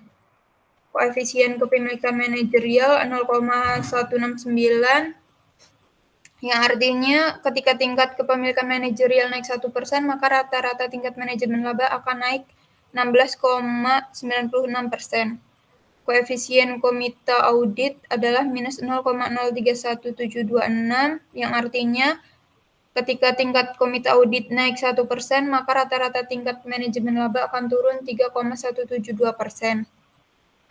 Koefisien untuk komisaris independen adalah 0,0349, yang artinya ketika tingkat komisaris independen naik 1%, maka rata-rata tingkat manajemen laba akan naik 34,95%.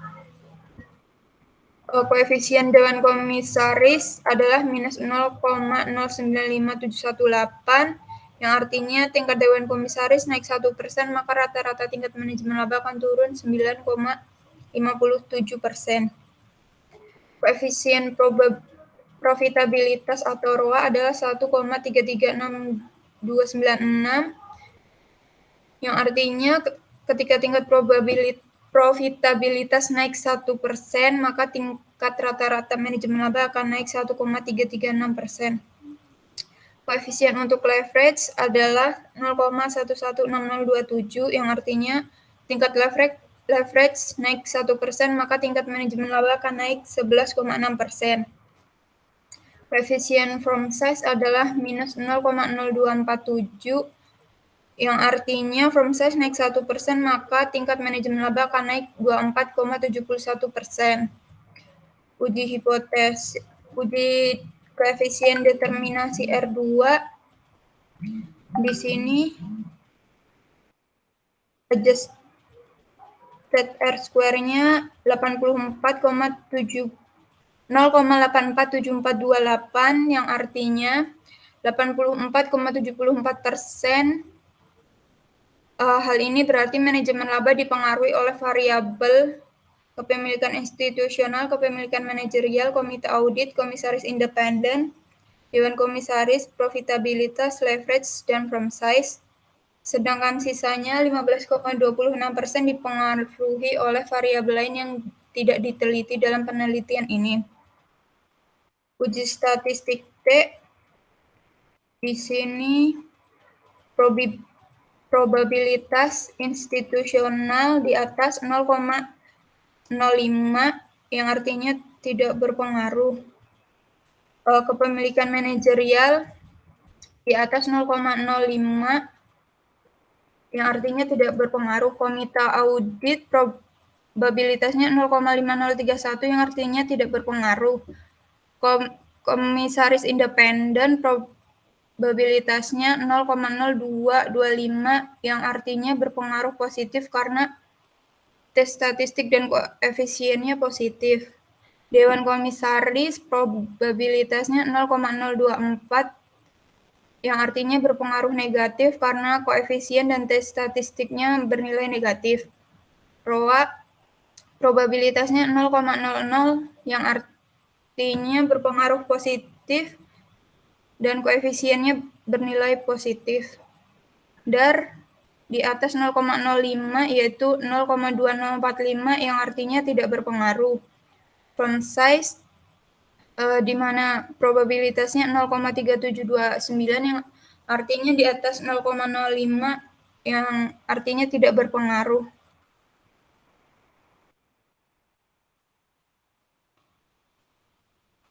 Sudah Pak, baru sampai di situ.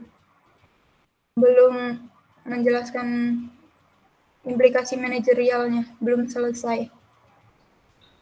Itu kalau analisis itu pembahasan belum ya? Belum selesai Pak, baru 5 variabel. Yang di atas apa tadi itu? Di atas apa? Leverage itu jelaskan apa tuh? Total hutangnya Pak. Bukan, total hutang juga gitu. Sebelum 47 juta apa? Sebelum 47 juta apa kamu jelaskan? Ini Pak, penjelasan UJT-nya Pak. UJT ya. Iya. Udah kamu teruskan aja pembahasan ya. Ya baik Pak. Ya, oke berikutnya siapa lagi? Kalau saya sudah selesai ini, sebelum hari Sabtu boleh minta bimbingan, Pak? Waktu saya nggak ada sebenarnya. Kalau semua minta hari Sabtu nggak bisa saya. Ya, waktu saya tuh saya pada pagi sibuk. Rapat di pagi sampai jam 6 rapat saya. Malam udah kecapean. Jadi belum tentu juga semuanya saya itu yang permintaan tadi belum tentu juga saya penuhi itu. Ya. Ya, baik Pak. Terima kasih Ya, Pak. satu kali. Ya. Ya, Pak. Oke, silakan. Ya. Izin share ya, Pak. Ya.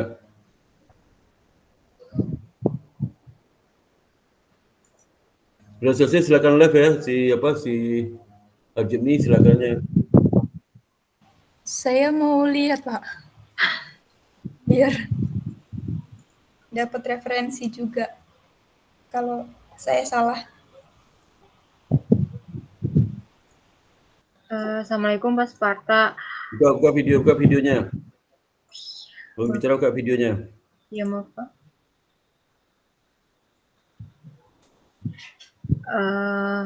Ya Pak, saya Okta Pak.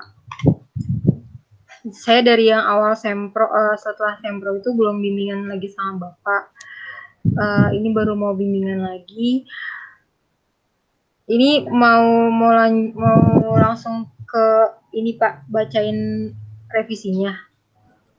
Iya, revisinya pas saja kan kamu udah tantangan pembimbingnya nggak, pengujinya nggak? Sudah Bapak ini. Siapa aja pengujinya? Pengujinya Bu Vidi dan Pak Komar Pak. Udah tantangan semuanya, keduanya udah? Sudah Pak. Udah. Terus terang apa lagi itu? Ini sih Pak, saya terkendala yang di bab 4-nya belum saya masih olah data. Iya. Jadi belum diselesaikan Pak. Cepat selesaikan si Aljimi udah selesai itu ya. Iya Pak. Ini tinggal ini sih Pak, penginputan CSR ke tabulasinya sih Pak. Iya, cepatlah. Nanti waktu akhir September dia pengumuman kapan paling terlambatnya ya. Iya Pak. Jangan bayar lagi kalau ujian bisa sampai ke September, tapi kan batas akhir semester ini tanggal berapa? Tanggal 12 September. Besok terakhir ya Pak ya? Kalau lewat juga. Hah? Berarti besok pertemuan. Coba tanya ke BK batas akhir pembayaran. Coba tanya di BK batas akhir pembayaran semester genap ini kapan? Kayak 12 September. Kalau pembayaran lewat itu kamu harus bayar.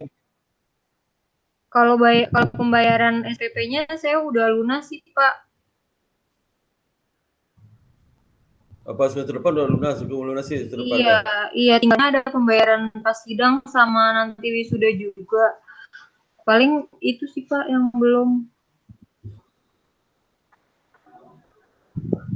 Bukan kalau kamu terlambat mendaftar sidangnya, kamu bayar semester ganjil 2020-2021, ngerti nggak? Diperpanjang, bayar lagi semester, ngerti nggak? Iya Pak. Ngerti nggak itu? Maksud saya itu. Misalkan Pak, saya daftar sampai nanti pas tanggal terakhirnya, tapi saya masih ada bimbingan sama Bapak, belum bisa ya Pak? Maksudnya apa tuh? Maksudnya masih belum selesai ini bimbingannya bab 4 dan bab 5-nya. Ya, bukan selesai, kenapa nggak selesai? Enggak, terus kenapa gitu? Ya, terus berarti maksudnya belum bisa daftar gitu ya Pak? Berarti harus selesai semua kan Pak? Daftar maksudnya apa tuh? Ya harus daftar itu selesai semua.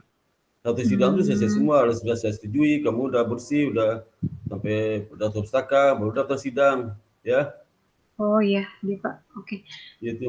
Paling ini sih Pak, saya belum lanjutin masuk ke bab 4, bab 5-nya, paling revisi 1, 2, 3 aja Pak. Ya, langsung bab 4 ya. Iya Pak. Ya Okta ya, cepat lah, nanti kalau enggak tuh kamu dibayar lagi semester depan. Iya, jangan Pak. Yo, jangan tuh bukan karena saya, karena peraturan kok sama saya, jangan bilang jangan saya. Iya Pak, nanti Okta gitu. usaha. Iya. Baik Pak. Bukan saya, ketentuan itu bukan saya bikin bagian keuangan yang bikin tuh. Jadi saya nggak melarang kamu kapan aja bisa kamu ujian, kapan aja bisa ujian. Cuman masalah batas waktu semester ini kan sampai tanggal 12 September misalnya itu. Ya. Kalau lewat itu harus bayar lagi. Iya, Pak. Ngerti nggak maksudnya? Oh. Iya, ngerti Bapak. Kalau kamu ujian November juga nggak apa-apa, tapi ya nggak bisa sih harus bayar perpanjangan semester berikut bayar, terus kedua kamu nggak bisa wisuda. Wisuda kan tunggu tahun depan lagi. Wisuda itu kan tanggal minggu ketiga November. Nanti di November itu wisudanya paling telat ujian sidangnya akhir September. Jadi September ujian sidang kamu udah bayar semester baru itu. Semester baru, uang SPP yang baru itu. Meskipun itu tapi masih bisa ikut wisuda bareng kan Pak? Tapi ya bayar berarti bayar separuhnya lagi ya Pak? Bukan, dengar dulu kata kamu, ngerti nggak sih? Untuk batas akhir semester yang genap kemarin itu paling telat tuh data sidangnya 2 September. Iya. Kalau kamu lewat itu bayar lagi semester berikutnya. Itu dulu, ngerti nggak itu? Iya Pak, ngerti. Nah, kalau untuk wisuda, kalau kamu wisuda tanggal bulan November, kalau mau wisuda tahun ini paling telat ujiannya akhir September, ngerti nggak? Oh iya, ngerti Pak. Ngerti nggak itu maksudnya? Oh iya, siap Pak. Ya, Okta kejar Pak. Ya udah. Ada lagi yang bertanyakan, Dokter? Udah Bapak. Nanti Okta Ya lanjut. Berarti nanti liburan ya Bang Pak ya? Iya Pak, Sabtu depan ketemu lagi berarti ya Pak. Iya. Kasih pas Sparta. Oke, silakan live ya. Iya Pak. Berikutnya. Oke, silakan. Oke, Iya berikutnya. Pak, saya Pak. Ya, silakan. Kamu udah lama nggak bimbing sama saya nih? Kemana aja kamu? Iya Pak, saya lagi kemarin masih ngumpulin data mentahnya, terus nyoba ngolah. Baru sekarang tapi masih agak baru sampai bab 4 di uji T. Ya, silakan buka. Cepat dah, mau maghrib sebentar lagi nih.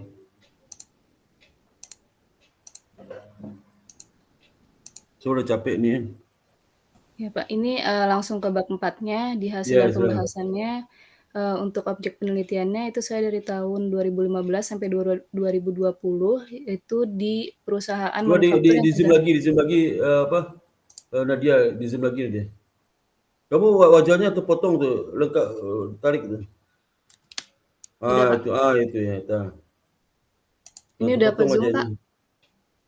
Udah ada lagi Nadia. Udah. Ini untuk perusahaannya itu yang terdaftar di BEI itu perusahaan manufaktur dari tahun 2015 sampai 2020. Itu waktu cari itu ada berjumlah 13 perusahaan. Data yang digunakan itu data sekunder, itu time series.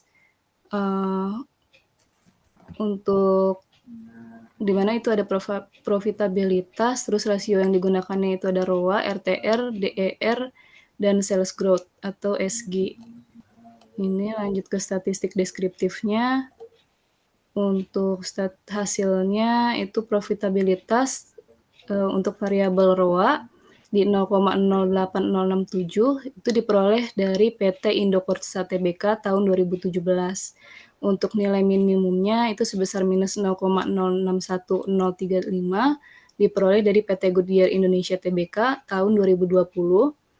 Dan nilai rata-ratanya itu dari tahun 2015 sampai 2020 di 0,20957.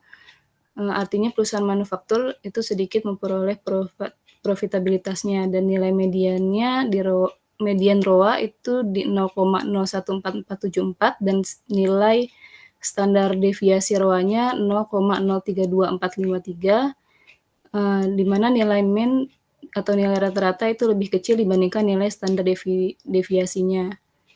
Untuk struktur aktiva atau struktur aktivanya itu menggunakan RTR. Nilai maksimumnya itu di angka 16,92240 diperoleh dari PT Goodyear Indonesia tahun 2017. Nilai minimumnya sebesar 0,863800 berasal dari PT Indomobil Sukses Internasional Tbk tahun 2020. Untuk nilai rata-ratanya diperoleh 5,590769 dan nilai mediannya menunjukkan hasil sebesar 4,811050 dan standar deviasinya 3,870136. Nilai rata-ratanya lebih besar dari standar deviasi yang berarti data terdistribusi dengan baik. Yang ketiga, kinerja keuangan menggunakan rasio DER. Untuk nilai maksimumnya diperoleh 3,751000 itu dari PT Indomobil Sukses International Tbk pada tahun 2019. Dan nilai minimumnya sebesar 0,101900 berasal dari PT Indospring Tbk tahun 2019. Nilai rata-ratanya sebesar 1,183944, nilai mediannya 0,991050 dan standar deviasinya sebesar 0,934824, di mana nilai rata-rata ini lebih besar dibandingkan nilai standar deviasinya. Selanjutnya ke tingkat penjualan, itu penelitian maksimumnya menunjukkan angka sebesar 0,393800, itu diperoleh dari PT Prima Alloy Steel Universal Tbk tahun 2018. Untuk nilai minimumnya diperoleh sebesar minus 0,688100 dari PT Prima Alloy Steel Universal Tbk juga, tapi untuk tahun 2019. Nilai rata-ratanya diperoleh minus 0,047258, nilai mediannya sebesar minus 0,008000 dan standar deviasinya sebesar 0,184018, di mana nilai rata-ratanya lebih kecil dibandingkan dengan nilai standar deviasinya. Hal ini menunjukkan bahwa data tidak terdistribusi dengan baik. Selanjutnya untuk penentuan model data panelnya, pertama ada uji Chow, di mana hasilnya itu chi-square-nya 0,000, berarti nilai tersebut lebih kecil dari 0,05, sehingga H0 ditolak dan H1 diterima. Model yang digunakan itu fixed effect model. Selanjutnya uji Hausman diperoleh chi-square-nya 0,7109, itu berarti nilainya lebih besar dari 0,05. Model yang digunakan itu adalah random effect model. Karena dari hasil uji Chow dan uji Hausman-nya berbeda, maka dilanjutkan untuk uji Lagrange multiplier, menghasilkan cross-section-nya 0,000, berarti nilai tersebut lebih kecil dari 0,05, sehingga dapat disimpulkan bahwa model terbaik yang digunakan dalam penelitian ini adalah model random effect model. Selanjutnya uji asumsi klasik. Yang pertama ada uji normalitas. Dari hasil uji normalitas diperoleh nilai probability-nya 0,891811, yang berarti nilai tersebut di atas 5%, sehingga data ini dalam penelitian ini berdistribusi dengan normal. Selanjutnya uji multikolinearitas, diperoleh hasil dari correlation matrix-nya memiliki nilai di bawah 0,9, maka model dalam penelitian ini tidak terdapat multikolinearitas dan tidak ditemukan adanya korelasi antara variabel dependent atau variabel independen. Selanjutnya uji heteroskedastisitas, menghasilkan probabilitas dari variabel RTR-nya itu sebesar 0,9270, variabel D-nya 0,9620 dan nilai SG-nya 0,4292. Itu berarti nilainya lebih besar dari 0,05 dan disimpulkan tidak mengandung adanya heteroskedastisitas. Selanjutnya ada uji autokorelasi. Dari hasil Durbin Watson-nya itu diperoleh 1,973813, di mana pengambilan observasinya diambil ada 48, nilai DL-nya sebesar 1,4064 dan nilai DU-nya sebesar 1,6708. Sehingga dapat disimpulkan bahwa posisi DW berada di antara DU dengan 4 dikurangi DU, sehingga pada model ini tidak terjadi autokorelasi. Selanjutnya ada analisis regresi berganda. Ini untuk hasilnya nilai konstantanya sebesar 0,044254 Untuk koefisien variabel dari struktur aktivanya itu sebesar minus 0,000781.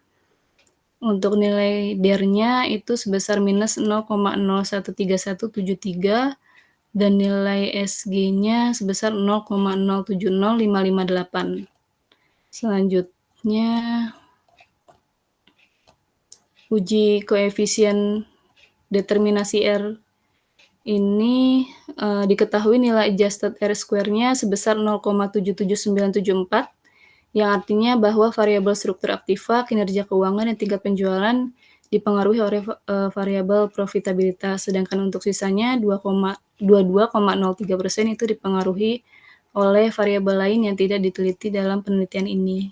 Selanjutnya ada uji statistik, uji T, variabel RTR-nya itu didapat probability-nya 0,7342, kesimpulannya tidak berpengaruh. Untuk DER 0,1696 tidak berpengaruh juga, dan untuk SG-nya 0,00, kesimpulannya berpengaruh positif. Udah Pak, saya baru sampai di uji T aja, penjelasan selanjutnya belum dilanjutkan. Oke, udah oke ya. Sesuai dengan Iya, yang ada, nanti data tolong dicek lagi ya. Oh iya baik Pak. Benar nggak datanya itu yang antara kamu tulis sama di daftar tabel itu benar nggak angkanya ya? Oke. Iya. Kamu teruskan Nadia, nanti Sabtu depan bimbingan lagi ya. Baik ya. Pak. Biar cepat selesai ya, jangan ditunda-tunda ya. Iya, nanti saya lanjutkan. Iya oke. Terima kasih banyak. Kamu sehat kan? Nggak apa-apa kan? Iya, alhamdulillah Pak, sehat. Bapak sehat? Iya, sehat ya. Ya, alhamdulillah ya. Maaf Pak, saya dari kemarin udah lama nggak bimbingan juga, soalnya Iya. kerja terus masuk juga Pak. Iya, kamu kerja di mana lupa saya? Malam terus. Kamu kerja di mana? Kerja di mana lupa saya? Bank Mandiri Pak. Bank Mandiri, oh iya Bank Mandiri ya. Ya coba ya dikasih 1 minggu kan nggak kerja kamu, bisa ngerjain skripsi. Iya, itu saya lanjutin Iya, selama 1 minggu ngerjainnya ya. Sama malam. Iya, Pak, baik. Pulang jam berapa? Sampai rumah jam berapa malam tiap hari? Rata-rata jam habis maghrib sih Pak, jam 7-an baru pulang. Jam 7, jadi itu pulang saya sembari juga. Ya kan bisa kamu kerjakan malam tuh jam 9 sampai jam 10, 1 jam cukup lah tiap hari ya. Iya Pak. 1 jam setiap hari ngerjain ya. Iya. Ya. Usahakan punya target, punya tekad untuk lulus semester ini ya. Iya Pak, siap. Iya, udah sedikit lagi itu ya. Kan lagi nggak mau ditanyakan Nadia? Sudah Pak. Pak kalau iya saya kan dapatnya hanya 48 observasi, itu nggak apa-apa ya Pak? Soalnya yang lainnya udah setelah di outlier dapatnya segitu. Oh, variabel independenmu udah berapa? Independennya ada 3. Ya nggak apa-apa lah ya, udah ya. Nggak apa-apa, udah cukup ya. Iya. Iya, Oke, baik terima Pak. kasih banyak Nadia ya. Terima kasih Pak Sparta. Terima kasih. Assalamualaikum warahmatullahi wabarakatuh. Waalaikumsalam. Saya izin live ya Pak. Ya, silakan. Izin live ya Pak. Ya, Japni silakan.